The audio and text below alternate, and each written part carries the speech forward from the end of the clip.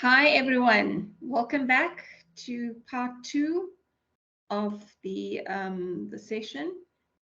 And apologies, I've noticed that what had happened was my slide was stuck actually on the slide that's on the screen while I was talking through.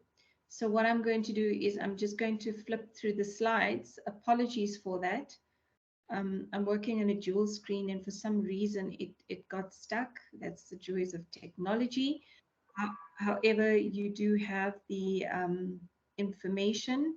So if you look at the slides in terms of the first recording that I've sent through, and you will see as I'm speaking through to them, and you can synchronize on it.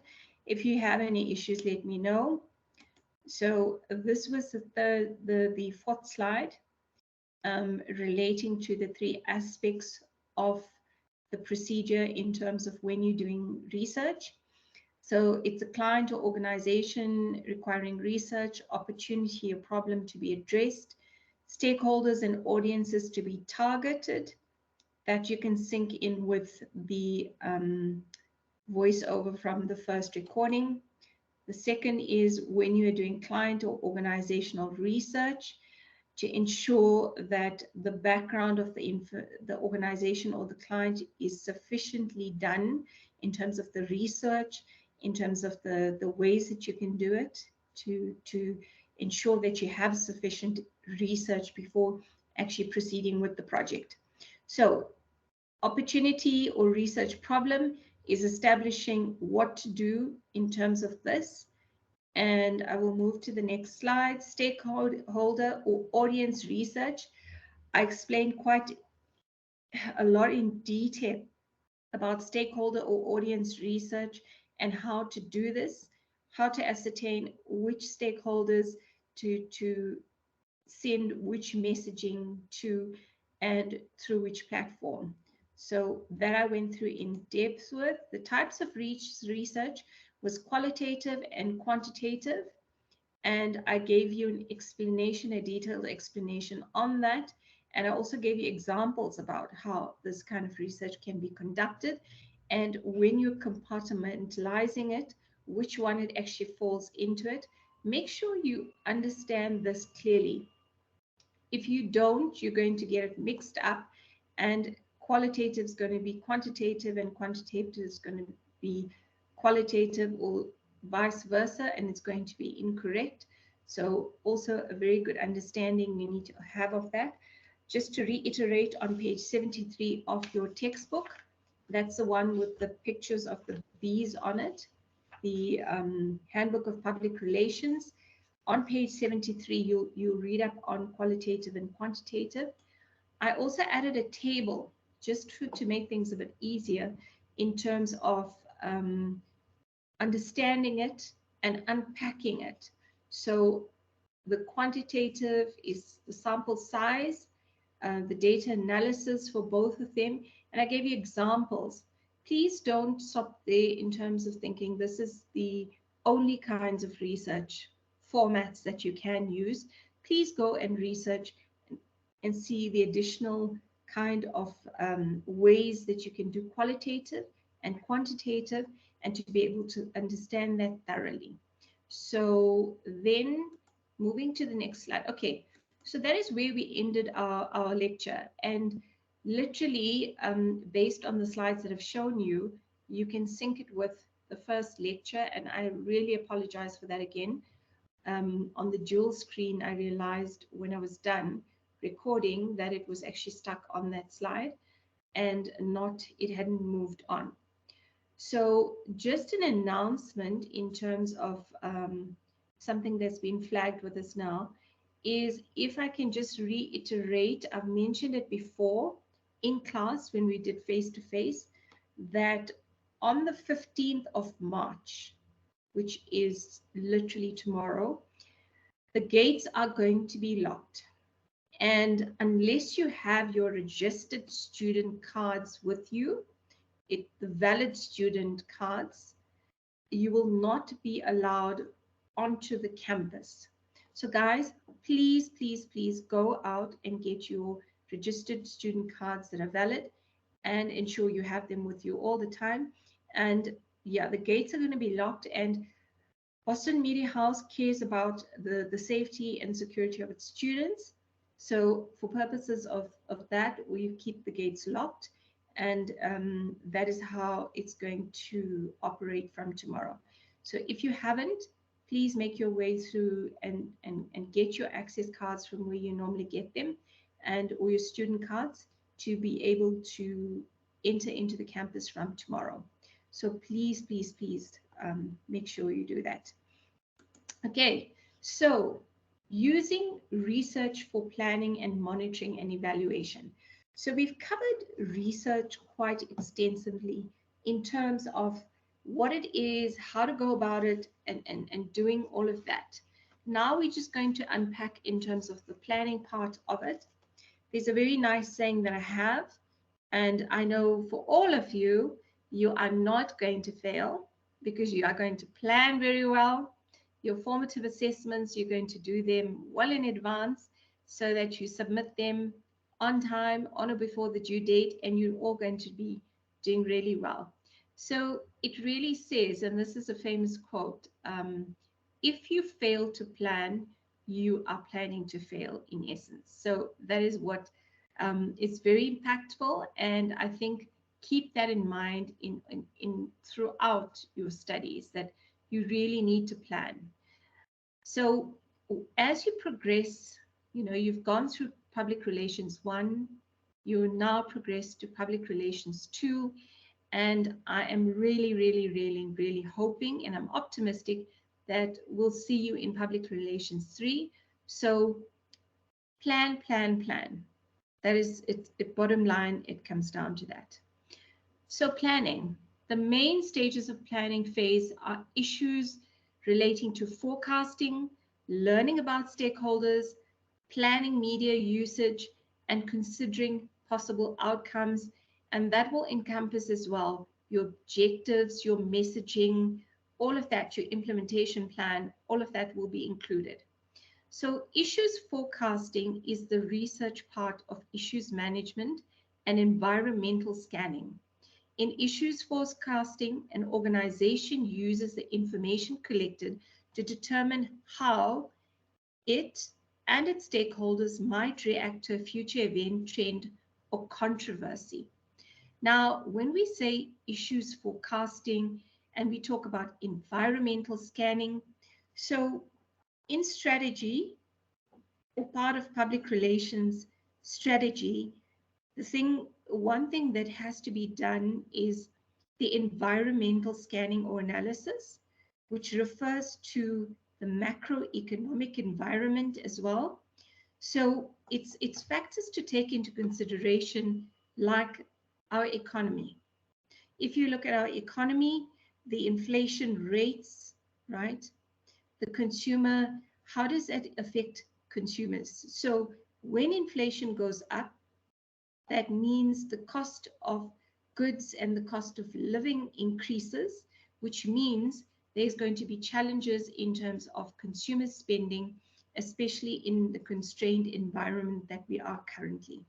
So it's very important to have a look for whichever client or organization that you are doing the work for, to ensure that you do proper research in terms of the forecasting. Okay, this information is then going to link to your stakeholders. So someone who is already earning, who's on an LSM, for example, 1 to 3, who is still at this point post COVID-19, because COVID-19 is still and has still impacted our lives a lot, because some of the lingering effects of it, especially on the economy, although the economy is recovering, there is there is still work to be done, and a way to get to where we need to get to as a country from an economic point of view in terms of the landscape. So if you look at someone who's on a living standards measure, LSM 1 to 3, who is just trying to make ends meet, and if the economy worsens, they're not going to be able to have additional income to spend on different things. So that is what we say is scanning the environment, finding out what's going on in the environment. So I used the example in the first recording about the WITS students, and where you would look at the issues happening. So the student protest outside WITS, right? Now, in that instance, would you go and do a PR campaign to go ahead and position the company positively, where you are spending a lot of money? People can see you spending a lot of money. Obviously not. It's going to have dire consequences, because students are going to say, we are asking for some sort of leeway in terms of fees, or sort of a reduction or exemptions, or whatever the case may be, right? And here you are spending all of this money. So it's once again forecasting and looking at issues management, right? After you learn about the stakeholders that will be involved, by prioritizing stakeholders by issues or situations, major and minor, and then you interpret the behavior of the stakeholders. So someone who has a very poor perception. So let's take an example like ESCOM, right? ESCOM is an organization that the entire country relies on for the supply of power. So we are reliant on ESCOM.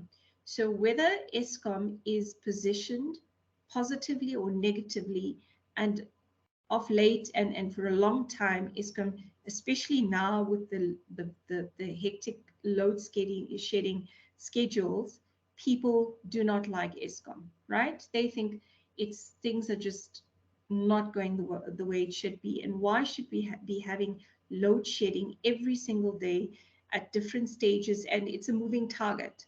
You know, one day it's this stage and one day it's the next. So if, for example, we had two other entities that were able to supply power, and we were not completely reliant on ESCOM, as a stakeholder, right? If company B and company C, and we'll call company A ESCOM, right? If company B and company C were able to provide reliable source of power, which meant that you didn't have to have load shedding during the day and during the evening and at odd hours, right? So stakeholders perceive ESCOM in a negative light. They would therefore go go with option B or C, company B or C, and they are positioned in a positive light because they have continuous supply of electricity. So bear in mind the situation that you're looking at, the opportunity, or whether it's a challenge. You've got to interpret the stakeholder behavior, okay? So you will have to then plan which media to use by using relevant data. Now, South African rates, there are different ways of looking at data, credible data, when you want to achieve data around media. Some of them include the South African rates and data, AMPS, Factor Day, the census results, things that are credible and vetted, and you can use as a credible source. You make use of that data. So that is to gauge the media in terms of the media landscape. Now, remember, it's not a one size fits all, as we've mentioned before with the media. You have different kinds of media. You have your print media, you have your online media, you had your broadcast. Your print would be, still we have newspapers that are printed, you have news articles in magazines, you have different printed material that has information by different media, okay? So traditional media is still there, right? And then in terms of your online media, you would have sources like News 24. If you're looking at the news, you would look at Biz Community, you would look at the PRISA website, you would look at different even media resources relating, like you would have to go online and just have a look at different resources that cover the media. So look at those websites and try and get credible resources when doing your research around the media.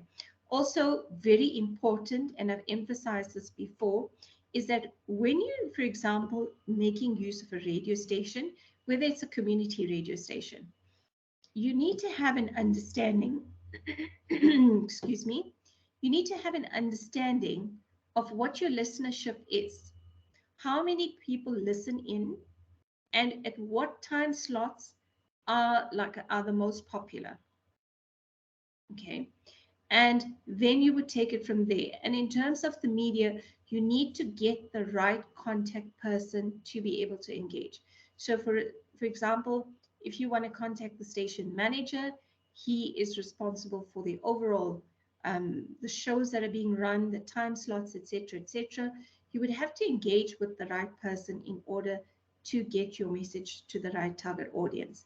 Also, with the community radio stations, make sure you find out what is the prevalent language that is spoken on the channel, whether it's a combination of English and another language, Sesotho, isiZulu, whichever language, you need to also be able to identify that. And then finally, you have to examine the possible outcomes, everything that can go right and anything that can go wrong. If you ask me, public relations practitioners, we have to have like a crystal ball, yes, and preempt things that can go right and things that can go wrong.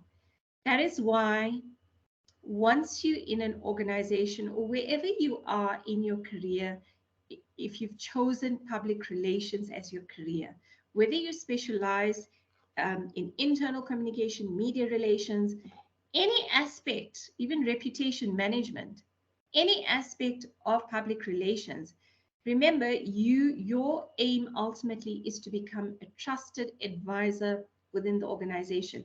You cannot step in day one and say, you know what, I'm going to be trusted by the organization. You've got to prove, and trust is earned, right? You've got to prove that you are on that level where you can think strategically, you can think out of the box, you are able to preempt, you're able to be proactive, you're able to handle reactive situations when the pressure is on and there is a crisis. So you also have to do, so that is why, planning, we emphasize planning because it is so critical in terms of ensuring that, that you get the right information across through to the right platform. Can I move on to the next slide? So using research for planning, monitoring, and evaluation. So monitoring and evaluation, right? I mentioned it earlier that it is by far one of the most important aspects, including research and your planning, to have a successful campaign, program, whatever the case may be. So you have to do monitoring and evaluation. And how do you do this? So at the beginning, you've got to monitor and evaluate how you're going to do this or implement this project plan, campaign, etc. As the implementation process is unfolding, you might find, so if you take a step back, once you've put together your project plan or your strategy and you've presented it to maybe the board or to your director or whatever the case may be, there may be some changes you may have to make. So after those changes have been implemented and you are good to go in terms of the implementation process of the activities and what is going to happen in each week, right? Now, each week you've got to have, if you've got a project team, whether there's 2, 3, 4 people, 5, 10 people working in a project team, you're going to have meetings to be able to actually assess how is the project going. And if there are challenges, how do you overcome it? I gave you an example in the previous recording in terms of where there was a flooding. There was an event and they didn't expect flooding on that day, or someone didn't check the weather, or whatever the case may be. And there was flooding, or maybe it was not even planned and there was just a thunderstorm and there was flooding. So then you need to go and reassess your plan and readjust it but at the same time, keeping in mind that whatever you change in your implementation process has got to speak back to your objectives, and it's got to be able to achieve your objectives. That is very important. So careful planning, right, may have preceded the PR program, but that doesn't mean a guaranteed success. So guys, you may come across in your career as public relations managers, practitioners, consultants, that as much planning as you've done, as much research as you've done, as much monitoring and evaluation that you've done, sometimes the, the program or the campaign may not succeed. If you look at the uncertainty, so there's no certainty in the external environment and in the internal environment in any company, right? Or any client that you're dealing with, their organization, there's not a given level of certainty that things will never change. We work and live in an ever-changing environment, and that's something very key to remember. That's why you cannot just take another campaign or plan that you've done before and just use it for the next one. So the political, economic, social issues may arise that could have been planned for. So you need to always monitor the situation and then adjust accordingly. Uncertainty in the macroeconomic environment. So if you look at COVID-19, okay, we use that as an example because it is one of the most recent pandemics that on a global scale just hit everyone, and we were not expecting the consequences to the extent of what we experienced. The number of deaths in terms of the number of COVID-19 infections. There's a lot of, things that, a lot of campaigns that may have been, so officially, in March of that year, March 2020, COVID was in South Africa. And, the government had to also re-look at their plans. They had to then look at flights, it was a flight risk because if anyone flies into the country, they may be COVID-19 positive, and that will contribute towards the spread of the virus. If you look at the first case in South Africa and what happened, it was someone that had traveled and came back into South Africa, and they were COVID-19 positive, and that is how it spread. And it just, it just was like a wildfire, if I can put it in blunt terms. So the government had to immediately adjust the way we, operated as a country. Businesses had to do the same. So when you look in the heart of the storm, if I can call it, is when we were loss of life, especially if we look at just South Africa. The government had to make a very tough decision, right? And I always say, I would not have wanted to have been the president at that stage because it was such a tough decision to actually make. Because on one hand, the pandemic, in terms of the number of COVID-19 infections in South Africa, was just expanding or increasing on an astronomical level. The stats on a daily basis was just like, it was shocking. The number of deaths, sadly, it was spiking.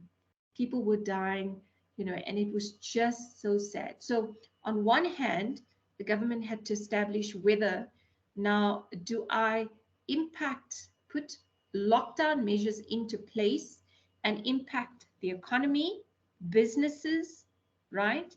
And on the other hand, I'm looking at the life, and he wants to prevent loss of life, but he also wants to curb the spread of the infection, from what it was, because it was extremely high.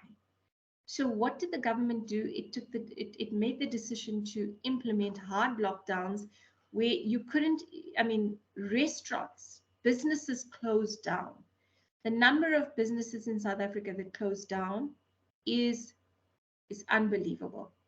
So from that perspective, it really hurt the economy on another level. So this is the reason why I'm saying always read widely. COVID-19. So if you were a PR practitioner or a manager or a trusted advisor in an organization during COVID-19, and if you didn't have the foresight and to play that advisory role, you would not have been able to do your job to the best of your ability or what was expected of you. Because at that point, as much as it was from a business perspective, putting interventions in place, the public relations played an integral role. I'll give you an example just so that it gives you more context in terms of the role as a public relations practitioner. So, for example, my role was, my previous role was head of communications for a pharmaceutical company, and I managed internal and external communications. The first thing that I did when I saw the news in China that the COVID-19 pandemic had broke it, in China, in Wuhan, in China, the very first thing that I did was I implemented a crisis committee. I established a crisis committee immediately. And then I went to the CEO and said, and the two executive directors, and I said, we need to come up with a plan in order to advise our employees that no travel's not allowed. They can't leave the country. They cannot do local travel. These are the do's and don'ts. And then in terms of the interventions, the COVID-19 interventions, like your hand washing, sanitizing, wearing of a mask, social distancing, those were some of the things that had to be implemented to communicate to employees. There were employees also who worked in the environment who had to still come in to their place of work because the manufacturing facility ran 24/7. Okay, so in that instance, in the crisis committee, I was a trusted advisor from public relations perspective relating to employees. How are we going to engage with them? How are we going to keep them safe? And secondary to that is reputation, dealing with investors, and communicating and keeping them in the loop. The other thing which I had to do, which was a very hard part of the job, was I had to preempt when we first got the first COVID-19 infection. I had to put together a holding statement for that, because in a pharmaceutical environment where medication is manufactured, the risk of COVID-19 is very serious. So there's a concern from different stakeholders as to what is the quality standards, what happens if there's an infection in a manufacturing facility. These are some of the things I had to think proactively, put together holding statements for the media. And then sadly, I remember the CEO telling me that day when I wrote it and I was sitting down with him, he said to me, I never want to see this, and I don't actually even want to think about it if we have our first death. Sadly, we did. The company lost 11 employees. The 11 employees lost their lives. So although it was such a difficult thing to do, I had to put together a holding statement to say, well, we've had our first death or we've had our first infection, and we had to walk that journey. So the point I'm trying to make is that you cannot sit in an office and expect things to happen. This, you've got to be, if you're going to walk this journey, and as a student, you need to do the same with your assessments, because your assessments is a trial run of what is going to happen in the real world. So you've got to be creative. You've got to think about social media. You've got to think about digital, right? How does digital technology play in a role in terms of communicating the message out there? So I'm sorry I went on about that, but I thought it's very important for you to understand in a changing environment how critical. So if you rewind many years ago, and I think I've mentioned this in class, public relations was not taken seriously, or it was not, let me rephrase that, it was not positioned as a strategic position. However, today, public relations, corporate communications, public affairs has a seat around the boardroom table.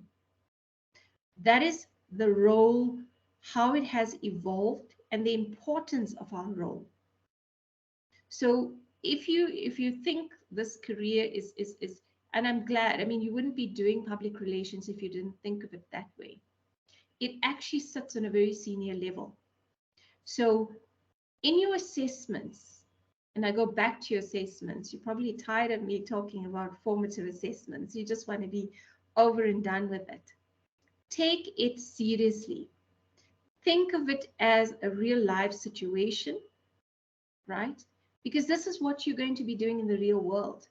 Planning, researching, monitoring, evaluating.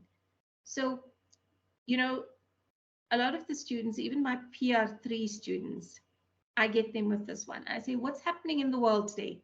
Okay, leave the world. What's happening in South Africa today? The reason why I ask this question is not that I want to seem like I know it all or I'm smarter than you. I'm not. Okay? The reason why I do it is because as a public relations practitioner, you have to constantly scan the environment and the world, because remember, whatever happens globally in some way or the other has an impact in South Africa. If you look at the Russian-Ukraine war, right, it had an impact on South Africa in some way. Okay, so not a couple of weeks ago, our president hosted one of the presidents from the African countries. We need to understand why. And if you go into the media, you will ultimately find out the reasons as to why, he hosted him and he visited our country. Okay. Using research for planning, monitoring, and evaluation. So the final evaluation, right, it involves a specific check on results as opposed to general monitoring or public opinion. So if you just go out there and you hear people saying, you know what, I actually don't think that was a great campaign. You hear a few people say it, but you don't actually do proper monitoring and evaluation. There are different tools. So PR has evolved substantially. Okay, even what gets published in the media, whether it's in the newspapers or in a publication or on radio, on TV, there are measurement instruments that can be used to see that you had 500 more listeners in on the station on that specific show that you had that guest speaker on. Okay, even on social media, you get the analytics for all of the social media platforms that is generated in, you can generate it into a report, you can do graphs for illustration purposes. So remember the other thing, just as a sidebar, when I say sidebar, it's good to know as a public relations person, is that when you are in this role, some of the things that you're going to be tasked to doing is reports. Now, reports, you're not just going to have words and all of that. You're going to use your quantitative research and you're going to populate it perhaps in a pie chart, in a graph to show trends. So if you're showing a bar graph, right, and then you have an arrow going up, meaning there's an increase in the trends. If you have the arrow going down, and the bar graphs going smaller, it means there's a decrease in trends. And it's not just good enough knowing why there's a decrease in trends, not why, showing the arrow. Sorry, correction. It's not just enough showing there's an arrow with a decline or an incline in the arrow showing that there's an increase in viewership or listenership. You need to understand why. Okay. Now, if there is an increase in trends in terms of there were 1,000 new listeners, okay, what you can then say, and to support your argument, is to say the listeners tuned in for this specific show, and it was at its peak, like when there was a guest speaker who's speaking on a specific topic that you had arranged. So you've arranged a guest speaker to speak on the show on a certain topic. And what happened is then, how did you create the awareness that the guest speaker was going to be on the radio? There were little snippets in between during the day or from a week beforehand, is listen, and during this time slot on this show, we're going to have this guest speaker talking, etc. And then secondly, you're going to look at your Facebook. You're going to look at where your target audiences sit, right?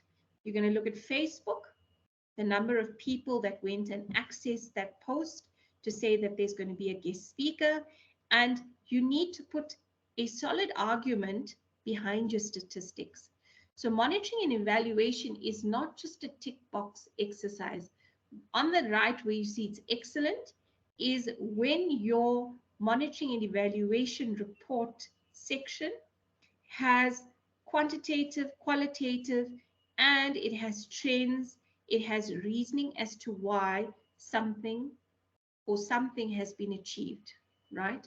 If your objectives have been achieved, how have they been achieved, right? Did you reach your stakeholders? Did you not reach your stakeholders? Some of the things to look at, right? So it is fact checking. It's not just on hearsay or just general comment or public opinion. Okay, if you have one tweet saying that this company is just, this campaign was stupid or whatever, now based on one tweet, is that a correct evaluation to say the campaign was not a success? No, definitely not. And guys, I'm just using silly examples. It's not, I'm trying to just emphasize it so that you understand it properly. It can be simply checking that an article or an interview appears in the newspaper, or it may be complex as seeing if consumers noticed new branding or logo. Okay, so even if you check an article has been published in the newspaper, right? Does it mean that all 500,000 readers have read that article? You don't know. So then that is where you do your statistics and you are able to ascertain that. But then you would look at your readership, and articles are positioned in the newspaper strategically. They just don't take articles in a printed newspaper, even online news, even on Biz Community on the front page. Specific articles are chosen strategically to appear.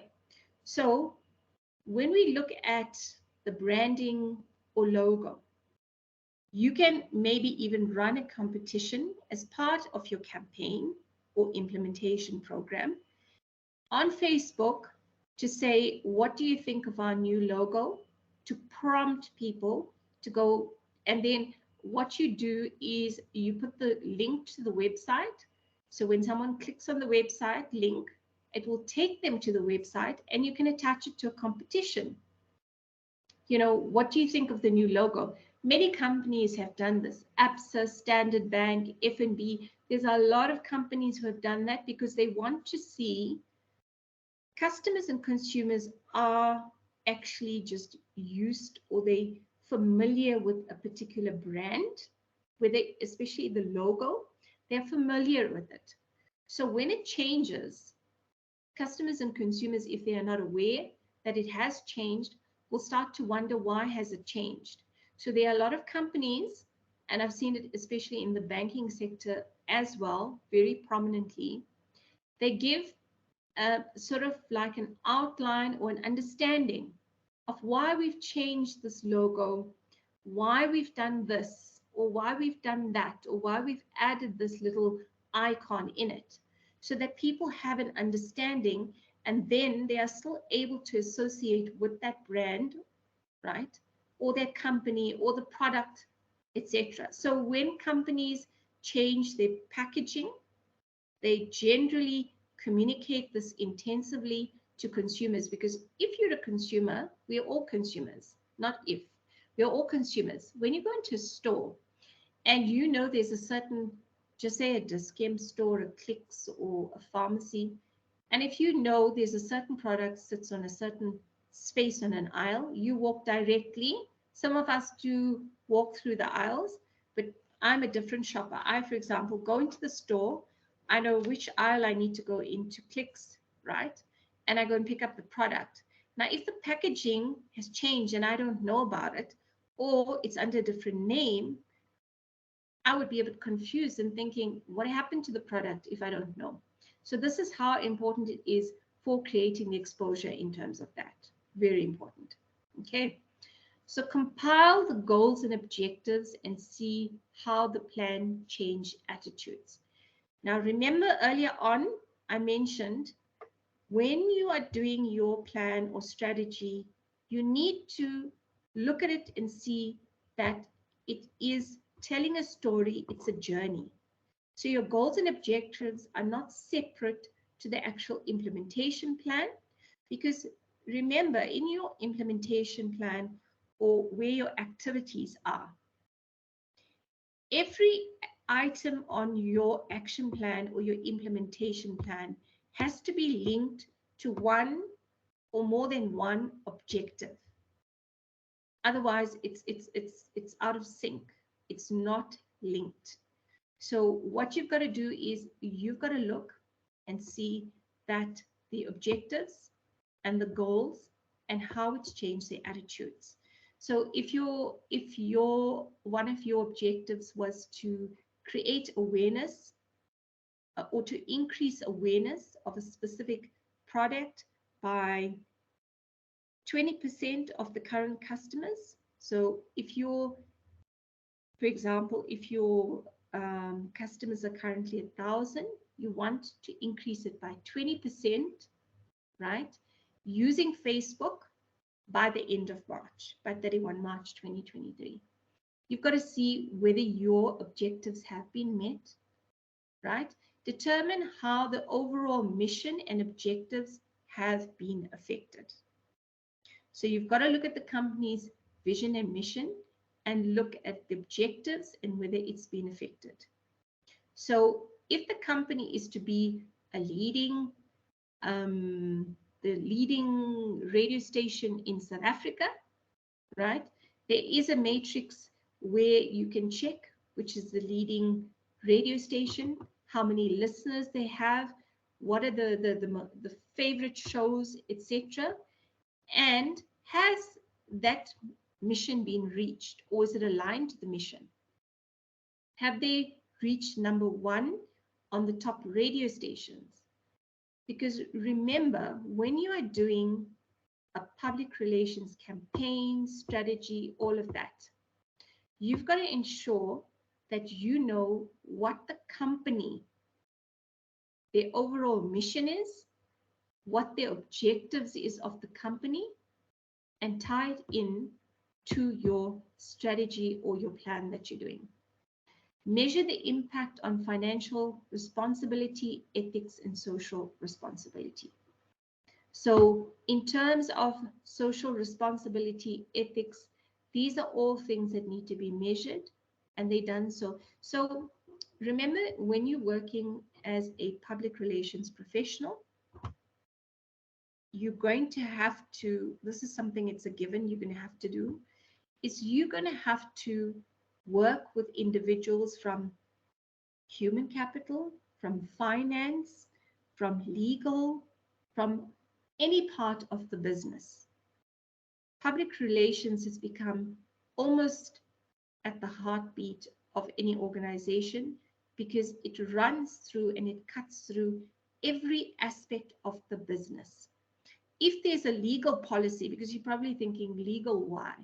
If there's a legal policy, for example, the cybersecurity policy that the company has implemented. So your company secretary will put together the policy, it will be approved, all of that.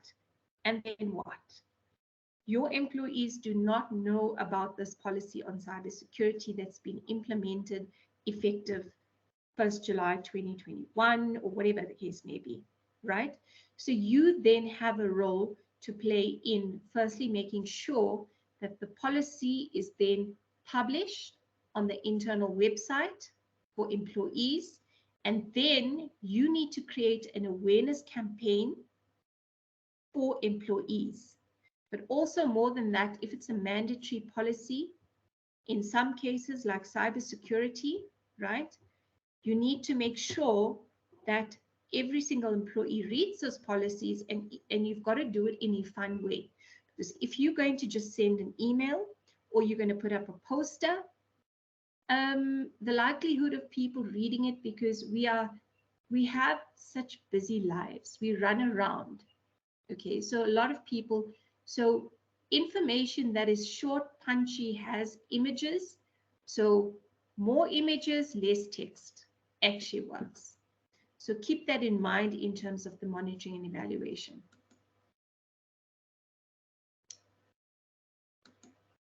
Okay, so what I've done is I have put examples here.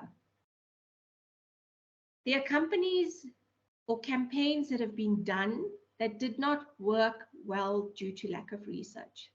Kodak is an example of a company that was so focused on its current products and margins. So if you remember Kodak back in the day, if you research, it was like the top company, right?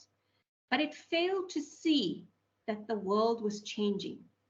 Kodak had built many of the underlying technologies, right, for digital cameras, creating some core components back as far back as 1975. But the company never considered that people in general, their ultimate goal was to take great photos and not to buy film for their cameras. So if you look at our cell phones today, we don't even need cameras, right? We don't even need cameras because all we do is we use our latest devices. If for those of you who have the latest devices, the camera quality is impeccable on it. So they did not see this coming. They did not take it into consideration, and hence that was a challenge.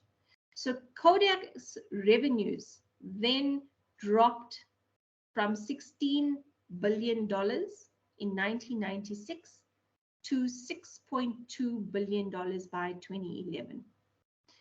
Guys, that's not a long time, but can you see how it dropped? And it suffered quarterly losses in 3 years. The share prices fell by 90% between 2011 and 2012.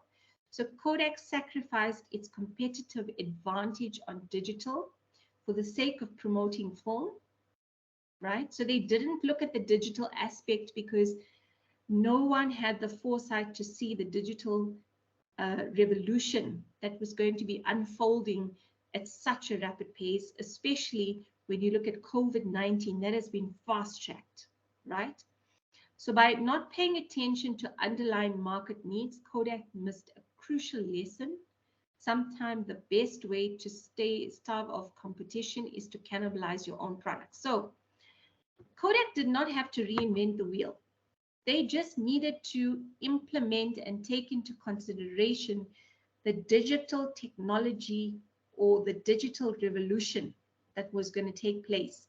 Kodak is still very much behind because now what has happened is, I don't know, I mean, people who take still photos and go and get films developed, I don't know, there may be some people, maybe not, but as far as I know, take a phone and you just click your photos, selfies, whatever for Instagram, Facebook, and you're good to go. You post it because you have your Facebook app on your phone and you can just simply upload it. It's a quicker process.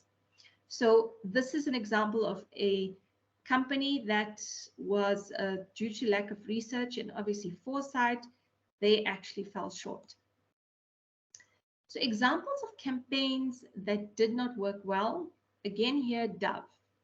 Now, Dove is a brand that is out there and it's been, in the industry for such a long time. So they've been known worldwide for a brand that promotes people's body image, more specifically women, in very empowering campaigns. In fact, in history of more than 10 years, which makes it one of the most successful marketing campaigns. So their focus is women, right? Especially in very impactful campaigns, if it's linked to Women's Day or International Women's Day, like the 8th of March was International Women's Day. So campaigns like that are very successful. So in 2017, right, in England, they released a limited edition packaging design to present diverse representation of female bodies.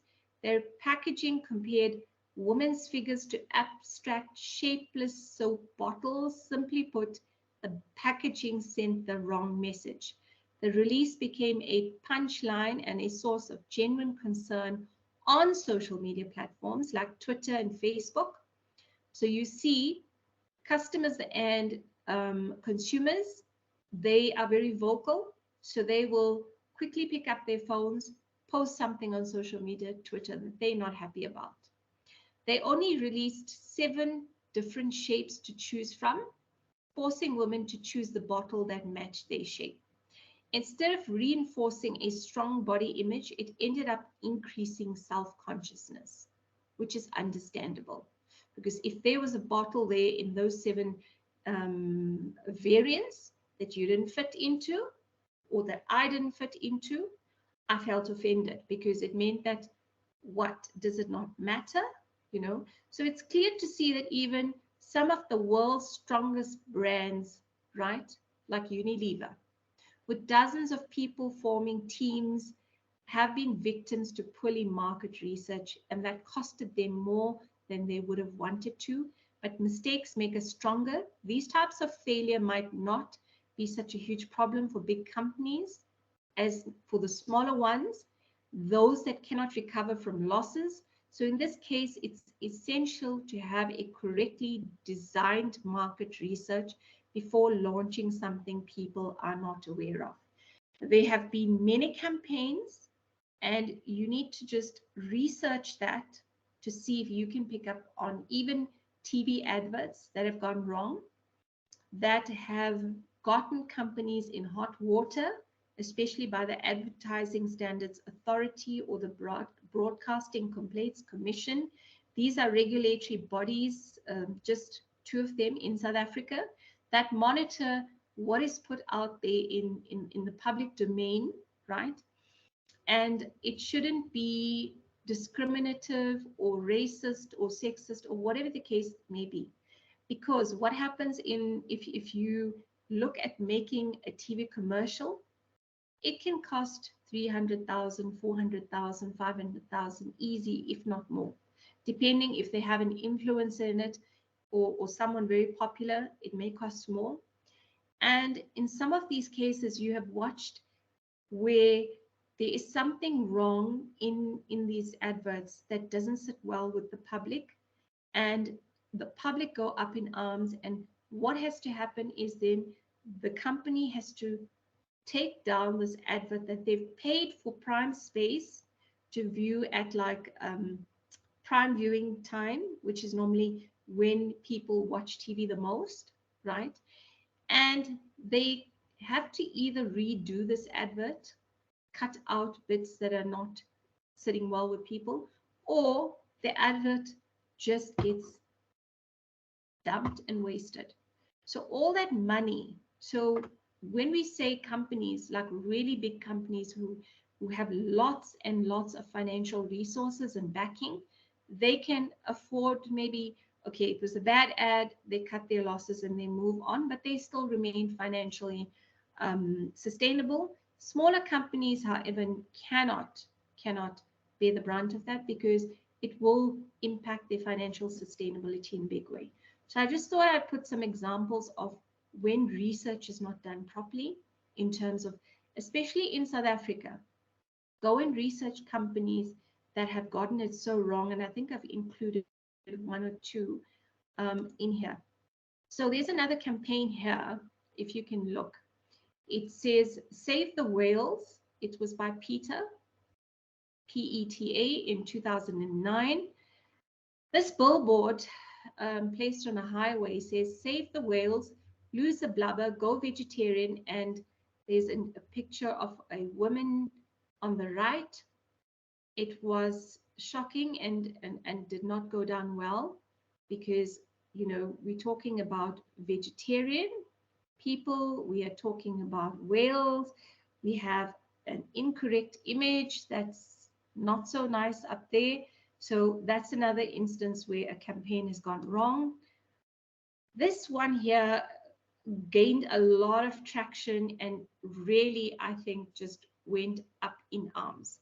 So when you look at society today, right, women are entering the workforce and are now focusing a lot on their careers as opposed to many decades ago and things like that. So this, the Mr. Clean, the cleaning product. So this Mother's Day, get back to the job that really matters. Now, that is almost like a slap in the face for women, for mothers, for anyone that does cleaning, right? So especially on Mother's Day, mothers should be treated and spoiled and made to feel like absolutely special. That's my perception. And however, they're saying this Mother's Day, get back to the job that really matters. So what are we saying is not even the children are priority. What matters is cleaning in the house. Yes, we want a clean house and, you know, germ-free. However, that this advert caused a huge, huge uproar and it was not done in a very good taste. The other one, again, Dove, you know, they got into hot water again. It was a product where you apply on, so they show you before and after. So the first image is a lady with the brown t-shirt.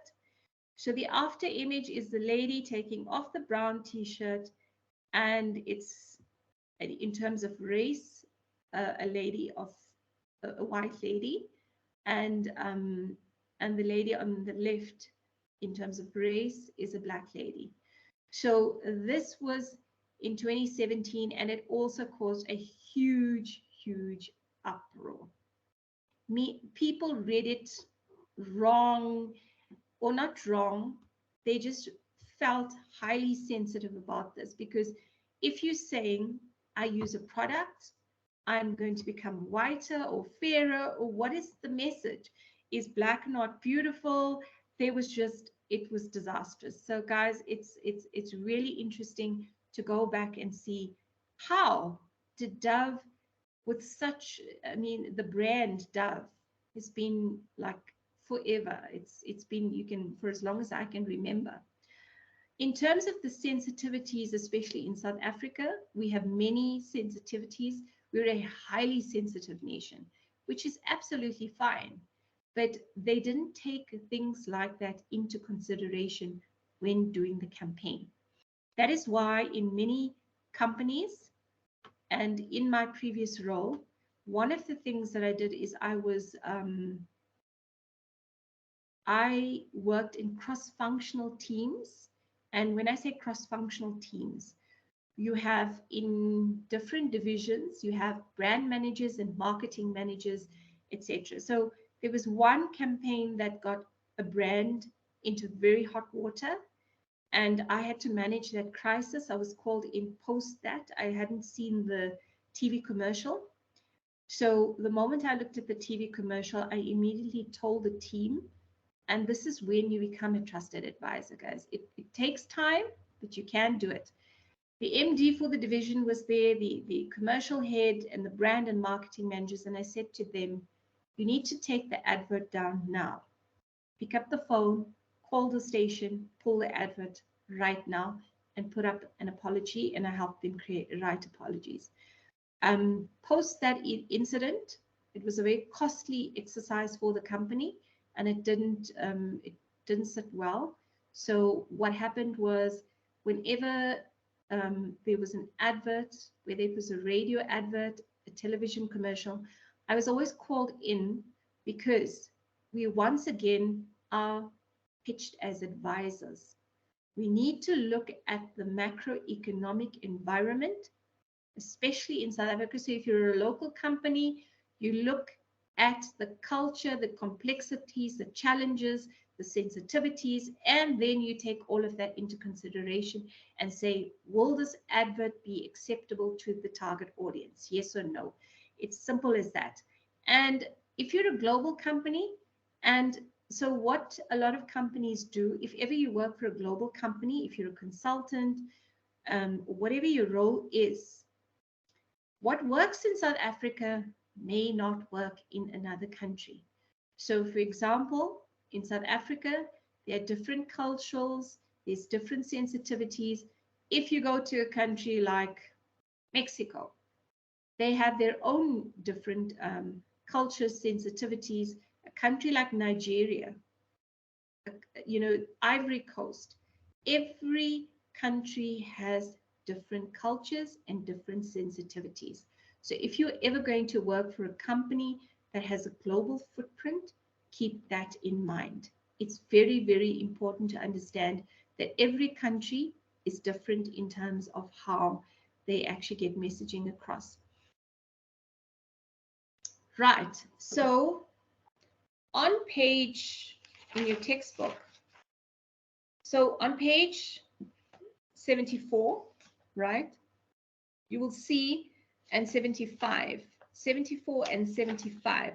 So the bottom of page 74 all the way up to 75 gives an understanding of the different kinds of research methods, like your individual questionnaires, group questionnaires, postal questionnaires, telephone questionnaires, competitions, focus groups, individual interviews, content analysis, informal discussions, observations.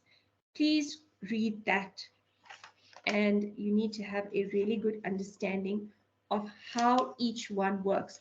I think I touched on earlier on focus groups. They tell you it's ideal to have between 10 and 15 people in a room, because if you have too few people, you can have less people if that is a smaller company. But when it gets to larger companies, you cannot have more than 15, because you need to do proper listening and to gauge the feedback from the target audience and the employees that you're engaging with. Okay, so please go through that. And the research process is on page 76. It talks through the research brief. It talks through objectives, design, sampling. Okay, sampling is very important, right? Because before you implement something, you need to make sure that the sampling is done. A lot of companies, in order to, because they invest a lot in research, development, etc., what they do is they do testings. So before they launch a new flavor of a sauce or a chocolate or anything, they go through the sampling process where they actually get a group, a sample group, and people to test the product and give feedback on it, and without knowing which product actually belongs to them. So sampling is also very important, and there's more than one technique of doing this. And then in terms of the methods of collection of data, that can be found on 77 and 78, going down through 79 on the left-hand side. So on page 80 and 81, right? Now, when it comes to questionnaires, there's different ways of doing things, right? So there's different ways of asking questions. Now, the whole point of doing questionnaires, and that's, I'm speaking specifically to page 80 and 81, right? It says go through the table on the slide. Now, the reason you want to do certain questions a certain way is because you want to get a really good idea of how the person is thinking, their perceptions, their attitude. So if you have just a simple yes and no, Do you like the product? It says yes. Has that given you enough information? If you say, do you like the product? You say no. The reason for the product, you're not liking the product. Or how well do you like the product? You have a scale, right? On a scale of 1 to 5, what is the customer service? With 1 being the poorest, and 5 being the best. It's great, the customer service. Okay. So you have like dichotomous, where you are arranging it in an order, right? Where you're asking the person to sort of make a choice on that specific question. Like, do you like A, B, C, and D? It's named there, and you would choose A, B, C, D, right? You have multiple choice, where you can choose more than one option for your multiple choice, right? And then you have what we call a Likert scale, right? You've seen it before, but you probably didn't know the name that is used. So where you are asked, how do you feel about this brand of software? So your earphones, right? This brand of earphones, do you love it, right? Or do you think it's a best brand in the market?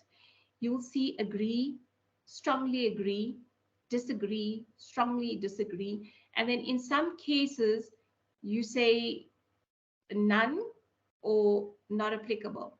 Now, in instances where yes, part of the job or of public relations is to construct surveys, obviously with the help of someone. You're going to have a service provider who does it professionally, or you might have to do it through a system generated. So you have programs where you can type in the questions and decide which type of questions you want them to be, whether it's a Likert scale, a multiple choice, or dichotomous, or whatever the case may be.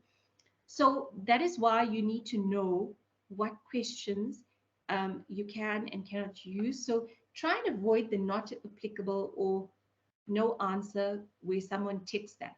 The reason being is that if they tick that, then you really don't know what is how that person is actually feeling. So try and avoid where you don't have a block where it says none, or I don't know, or I'm not sure kind of thing, right? And then you have a somatic importance scale. So the importance scale is important, not important, very important, highly important, etc. The rating scale, where we ask if you've made a phone call to Vodacom or MTN and they send you a pop-up on your phone, rate the service, and then, excellent, poor, fair, completely unstructured. So you have close-ended and you have open-ended questions. Now, go and research. The way I'm going to explain it to you, you should understand it, but go in and see examples of close-ended and open-ended questions. Your closed-ended questions are where you are given options like multiple choice, choose, or where it says you agree, strongly agree, or don't agree, right? Those are closed-ended questions. Now, some of them they have two parts to them, where it's a closed-ended and open-ended. So if you say, if you say the service is very poor, right? And then it says below it, if you consider the service poor or very poor, give us your reasons as to why. That is an open-ended. So it gives a couple of lines for the person to actually put in what they actually think. And that is actually then giving an insight into their experience, their attitude towards the product, and it gives you a bit more information, just as opposed to just giving a one-word answer like, I am not happy with the service, or the service is poor. Okay. Then normally at the end of questionnaires, you have an open-ended question. If it's a company survey where you're trying to establish the culture of the organization, what you would do is you would say, can you give us suggestions of how management can improve employee engagement within the company. Now, remember, when you're doing surveys, and if there is an issue with the culture of the organization whereby people don't trust management, they have trust issues because of things that have happened in the past that have led them down that road, then what you would have to do is you would probably have to do it anonymously. It's shown in my experience, in the times that I've done this exercise, many times that I've done it, when you do the surveys and audits on an anonymous basis, people tend to be brutally honest. So where they don't have to put their name or anything that identifies them. So when you're doing your focus groups, for example, which is part of a bigger plan that in terms of the research that you're trying to sort of assess in the organization, between the 10 and 15 people sitting there, they would be given a form, right? They would not need to write their name. So as the person is asking the question, they would have open-ended. So the person will say, number one, how do you feel about getting up and going to work the next day? And they would have to write in how they feel. I don't feel like waking up, and also tell us why. So because it's a very toxic environment, my boss doesn't greet, or whatever the case may be. And those forms are then collected, okay, with no name attached to any of them, and then it gets collated. So if the common theme that comes across is that there's no communication from management in terms of, like, for example, there was a section 189 where it was a retrenchment process and no employees knew about it up until the process started, which means there's poor communication. That was something would be flagged. And especially if it's a general comment that you get throughout, you need to look at that. Okay. So if it's done properly in terms of surveys and audits and analysis, your results are fantastic. Okay. But if it's not done properly, you're not going to get a clear idea of actually what's going on in the company. Okay, so what we're going to do is we're going to briefly touch on the research process, right? And if we don't finish, then in terms of tomorrow's class, we'll round up in terms of whatever is outstanding in terms of what we need to cover in week 4. So the research process, and how do you go about, and the steps that are involved. Now, we've touched on the research process, right? We've talked about stakeholders, we've talked about messaging, we've talked here and there about budgets, we've talked about all of that. But the formal process of applying the research process is the step that you're looking at, the steps that you're looking at here. The first is a research brief, right? It's where the problem or the challenge or the opportunity must be correctly identified and defined.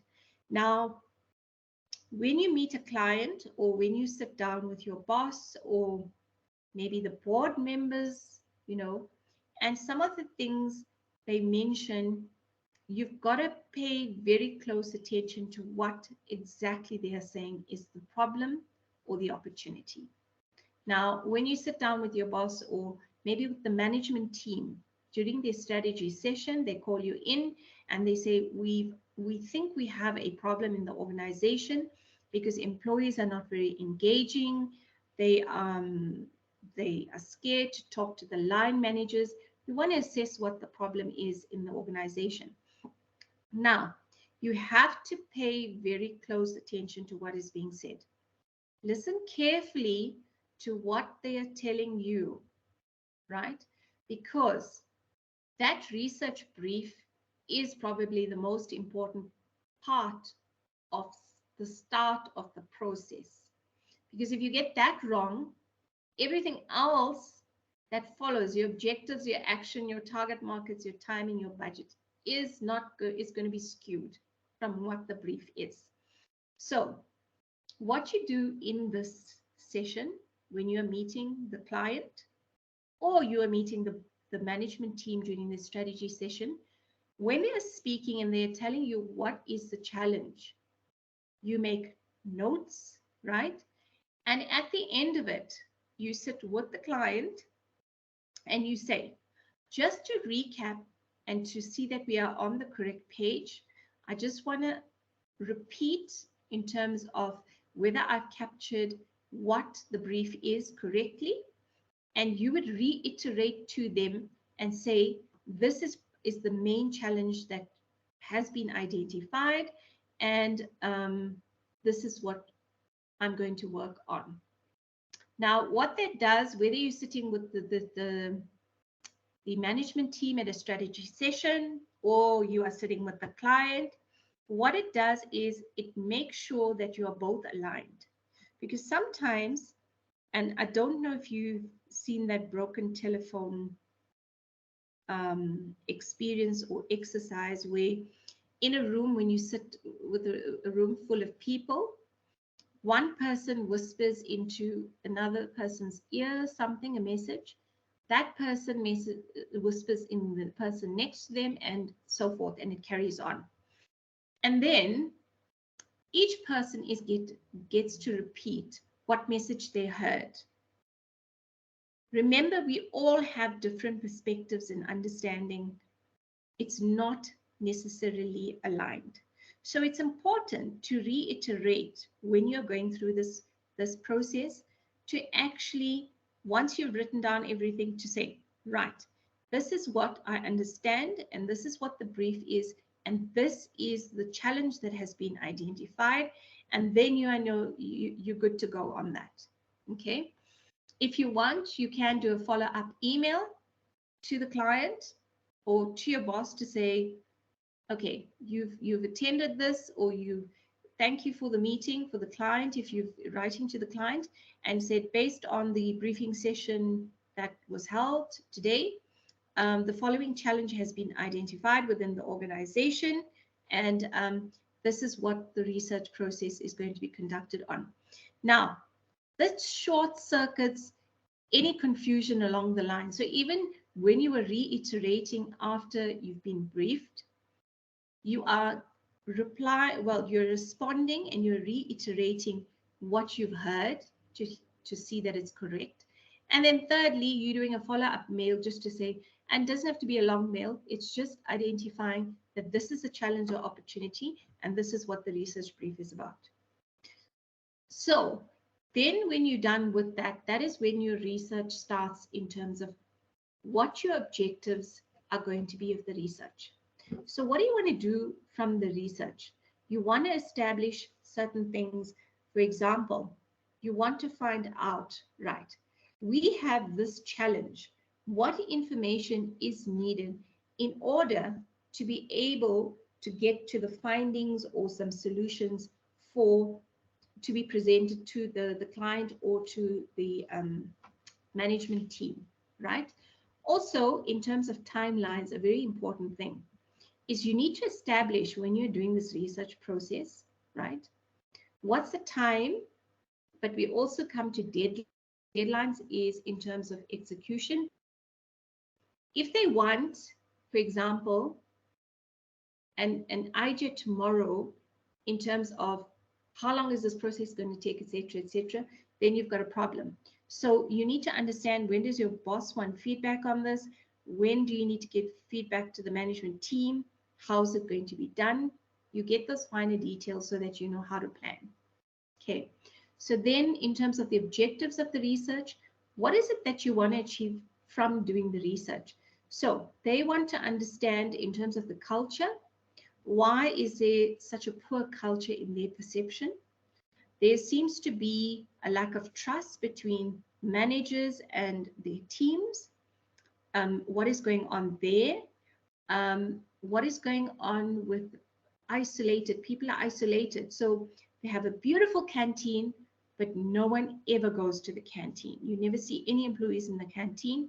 What is going on? Because the company obviously invested it. They have a gym. People are not utilizing the gym. There seems to be some hesitation from employees.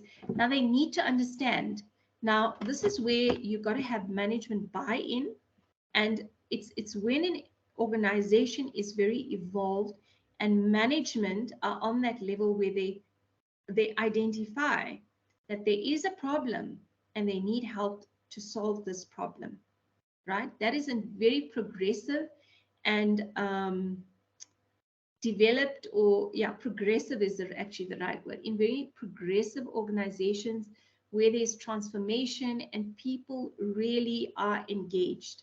Okay. And when there are challenges, management or leaders identify these challenges and they find ways of or solutions to implement in order to overcome these challenges. So those would be some of the objectives, right? Is to establish what is the culture within the organization? What is the level of trust of employees within the organization or to management? How much do they trust management? And yes, you can get this information. There are different things that you can do and action that, and you will be able to extract that kind of information. So remember, this document that you're putting, the research process, is going to be something that you're going to present to the management team or to the client. So you need to have it. It needs to look neat. It needs to be structured. It needs to tell a story. And I come back to that story is because in many cases, objectives are put in just for the sake of it, doesn't link up to the research brief, doesn't link up to activities, there's a problem. So one of the things to remember is for your formative assessment one, what we're going to look at, right? You have your action plan or your implementation plan, and there's objectives that you need to put, right? Every activity on that implementation plan should be linked to an objective, because otherwise, how are you going to measure it? Okay, so that is very important. So I think what we're going to do is we're going to end now for today. And then tomorrow, we're going to continue with the research process. We're going to understand editorial angles and ideas. We're going to talk about public relations, right? In terms of whether you want to go into do consulting for companies, for different companies, whether you want to work in an advertising agency, whether you want to work in a corporate environment, whether you want to work for a parastatal, so even government departments like ESCOM, etc. That is something we'll cover tomorrow, but I'm going to end this now. And yes, as per usual, the WhatsApp group is there for questions and things that you are not clear on, and we'll engage further on that platform. And yes, then other than that, I will, if you have any questions, we can cover them in, you can post them on the WhatsApp group, and then I'll cover them in class in tomorrow's recorded session for you. Thanks everyone, and hope you have a good afternoon.